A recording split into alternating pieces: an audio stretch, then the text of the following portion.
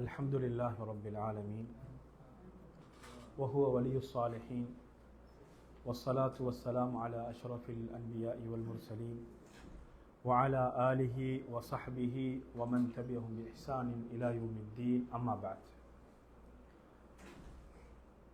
நாங்கள் தொடராக சஹீஹுல் புகாரியில் சஹாபாக்களின் சிறப்புகள் என்ற பகுதியை படித்து வரோம். அதில் நாங்கள் எதுவரைக்கும் வந்திருக்கிறோம்? அல் அப்பாஸ் இப்னு அப்துல் முத்தலிப் வரைக்கும் அவங்களை பற்றி வருகின்ற சிறப்புகளை நாங்கள் படித்து வந்தோம்.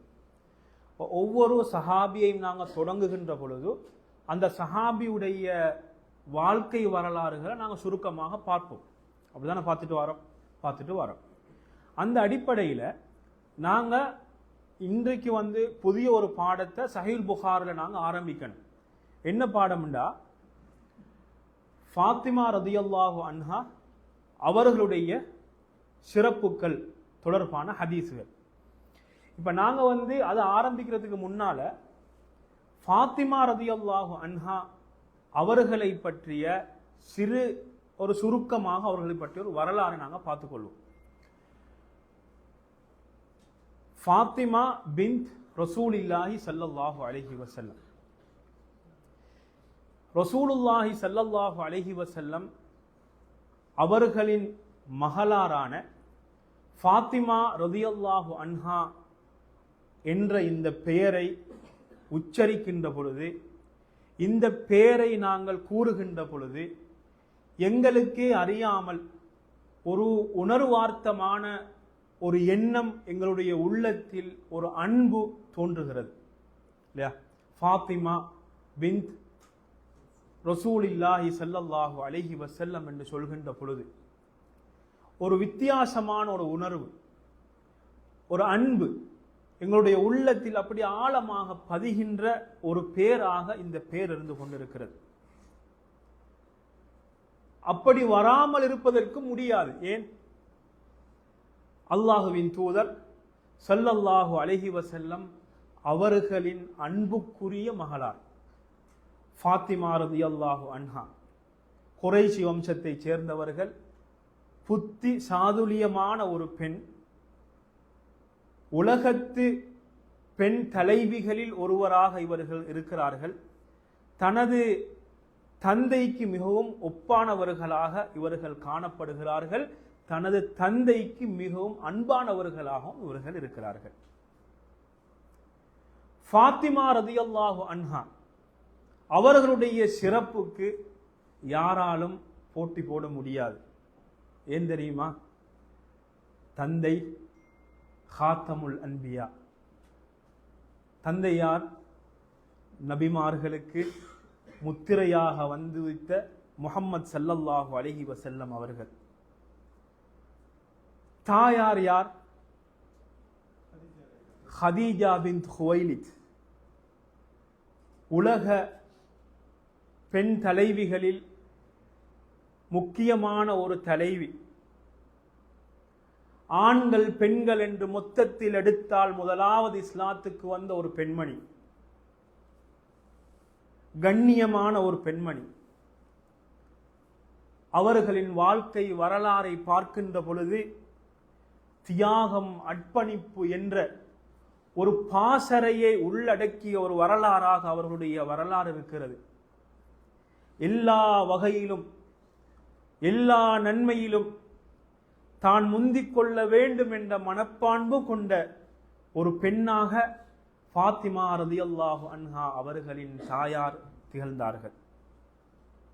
அவர்கள் ரசூலுல்லாஹி ஸல்லல்லாஹு அலைஹி வஸல்லம் அவர்களின் உதவிகளில் மிகச் சிறந்த உதவியாகவும், மனைவிமார்களில் மிகச் சிறந்த மனைவியாகவும் அவர்கள் காணப்பட்டார்கள். இது அவர்களின் தாயார். கணவர் மாத்திரம் சாதாரண மனிதரா? அலி இப்னு அபீ தாலிப் ரலியல்லாஹு அன்ஹு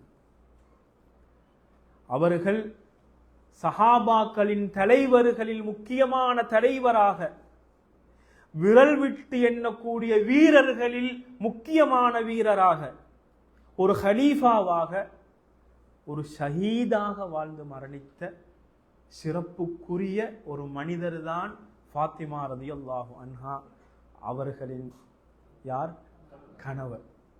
எல்லா பக்கத்திலும் சிறப்புகளை உள்ளடக்கிய ஒரு பெண்மணியார் ஃபாத்திமா ரலியல்லாஹு அன்ஹா.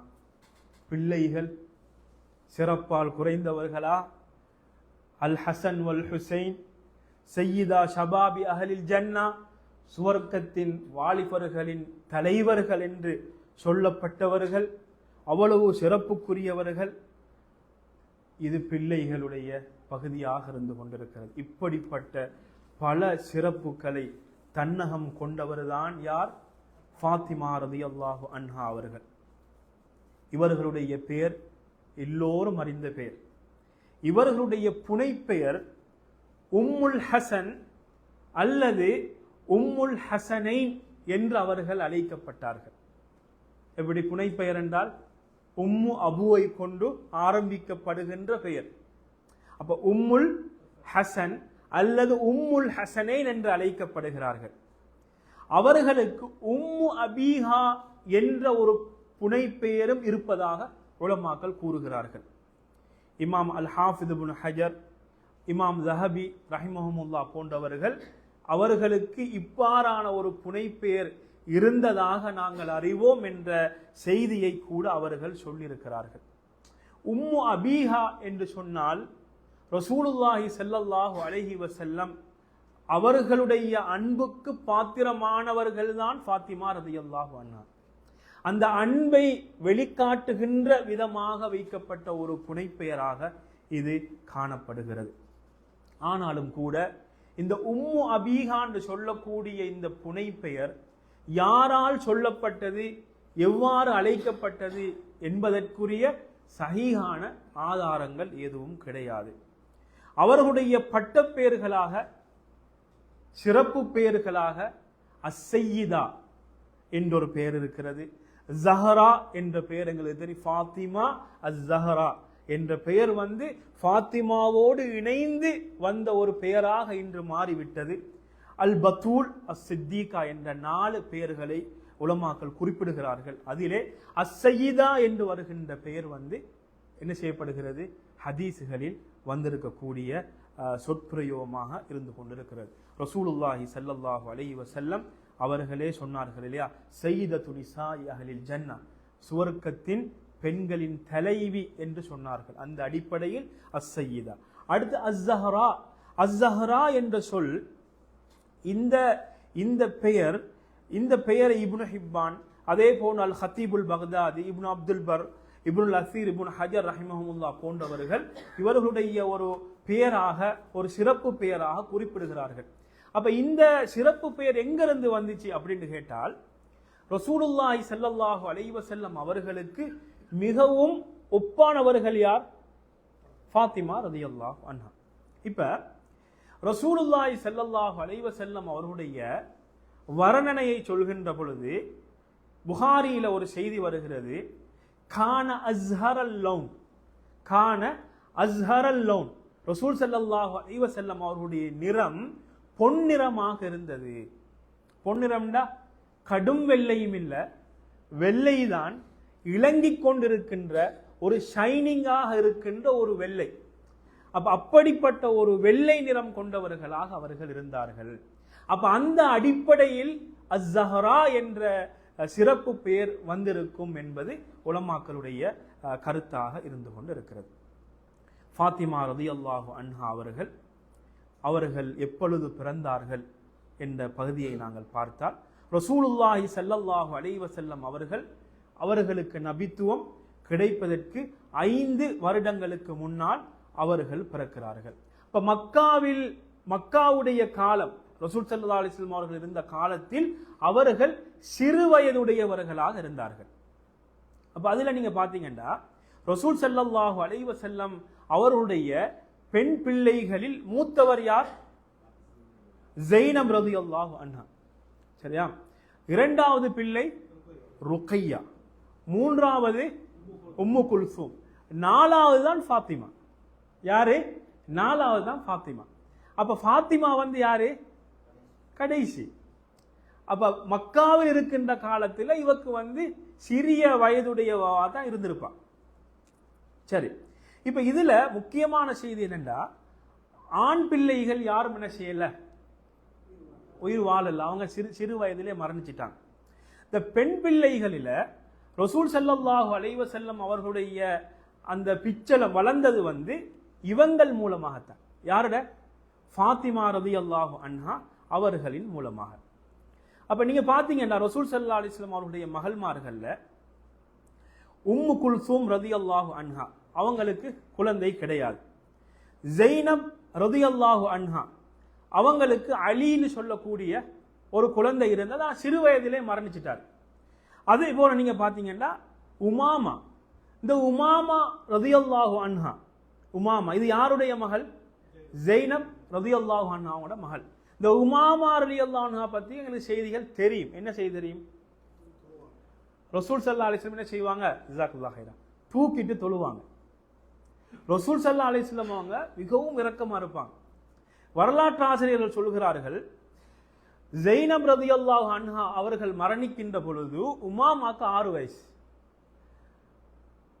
அபுல் ஆஸ் தந்தை, உமாமாவின் தந்தை ரலியல்லாஹு அன்ஹு அவர்கள் மரணிக்கின்ற பொழுது உமாமாக்கு எத்தனை வயசு? 12 வயசு. உமாமாவுடன் ரசூல் ஸல்லல்லாஹு அலைஹி வஸல்லம் அவர்கள் மிகவும் இரக்கமானவர்களாக இருப்பார்கள். ஃபாத்திமா ரலியல்லாஹு அன்ஹா அவர்கள் ரசூல் ஸல்லல்லாஹு அலைஹி வஸல்லம் அவர்களின் உள்ளத்தை வென்றவர்களாக காணப்பட்டார்கள். ஏன் தெரியுமா? ஃபாத்திமா ரலியல்லாஹு அன்ஹா அவர்கள் எவ்வாறு தந்தைக்கு ஒப்பாக இருப்பார்களோ அதே போன்று தாய்க்கும் ஒப்பாக இருப்பார்கள், தாயை போன்றும் இருப்பார்கள். யார் தாய்? ஹதீஜா ரலியல்லாஹு அன்ஹா. ஹதீஜா ரலியல்லாஹு அன்ஹா அவர்களுடன் ரசூல் ஸல்லல்லாஹு அலைஹி வஸல்லம் அவர்களுக்கு அளவு கடந்த பாசம் இருந்தது. அந்த பாசத்தை ஆயிஷா ரலியல்லாஹு அன்ஹா அவர்கள் சொல்கின்ற இந்த செய்தியின் மூலமாக புரிந்து கொள்ள முடியும். சஹீஹ் முஸ்லிமில் ஒரு செய்தி பதிவாக இருக்கிறது. ஆயிஷா ரலியல்லாஹு அன்ஹா அவர்கள் கூறுகிறார்கள், மா கிர்து அலா நிசாஇன் நபி ஸல்லல்லாஹு அலைஹி வஸல்லம் இல்லா அலா ஹதீஜத. நான் ரசூல் ஸல்லல்லாஹு அலைஹி வஸல்லம் அவர்களுடைய மனைவிமார்கள்ல நான் ஹதீஜாவின் மீது மாத்திரம்தான் நான் ரோஷம் கொண்டிருக்கிறேன். ஆனாலும் நான் என்ன செய்யல, நான் திருமணம் முடிக்கிற காலத்தில் அவங்க இல்ல, மரணிச்சிட்டாங்க, அவங்க இல்ல. அவங்க சொல்றாங்க, ரசூலுல்லாஹி ஸல்லல்லாஹு அலைஹி வஸல்லம் அவர்கள் இதா தபஹ ஷாத்த, ஒரு ஆட்டை அறுத்தாங்கண்டா அவங்க சொல்லுவாங்க, நீங்க ஹதீஜாவுடைய தோழிகளுக்கு இதை கொடுங்கன்னு சொல்லுவாங்க. ஆட்டை அறுத்து தோழி, யாரோட தோழிக்கு? ஹதீஜா ரலியல்லாஹு அன்ஹா அவங்களோட தோழிகளுக்கு கொடுங்கன்னுவாங்க.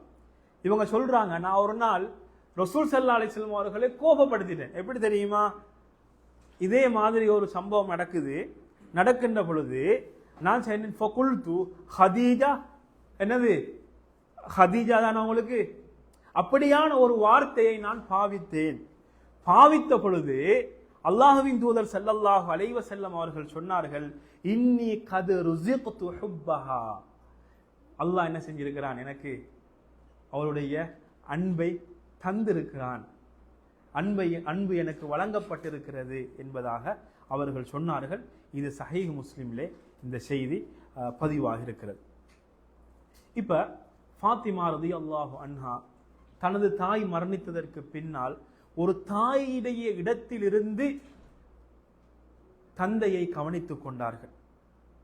அதே நேரத்தில் தனது சகோதரிகள் எல்லாம் மரணித்தார்கள். கடைசி நேரம் வரைக்கும் யார் தனது தந்தையுடன் இருந்தது? ஃபாத்திமா ரலியல்லாஹு அன்ஹா அவர்கள் ரசூல் ஸல்லல்லாஹு அலைஹி வஸல்லம் அவர்கள் திருமணம் முடிப்பதற்கு முன்னும் நல்லுபகாரம் செய்தார்கள், திருமணம் முடித்ததற்கு பின்னும் நல்லுபகாரம் செய்யக்கூடியவர்களாகவே காணப்பட்டார்கள். ஃபாத்திமா ரலியல்லாஹு அன்ஹா அவர்கள் அதாவது மக்கத்திலிருந்து மதீனாவுக்கு ஹிஜ்ரத் போன வரலாற்றை சுருக்கமாக பாருங்கள்.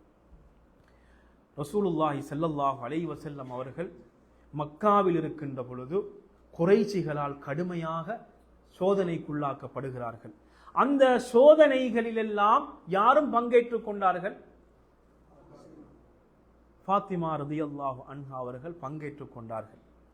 ஹிஜ்ரத்துக்குரிய நேரம் வருகிறது. ரசூல் ஸல்லல்லாஹு அலைஹி வஸல்லம் அவர்கள் ஹிஜ்ரத் சென்று விடுகிறார்கள். ஹிஜ்ரத் சென்றதற்கு பின் அங்கிருந்து ஸைத் இப்னு ஹாரிஸா ரலியல்லாஹு அன்ஹு அவர்களை அனுப்புகிறார்கள் தனது பெண் மக்களை கூட்டி வருமாறு.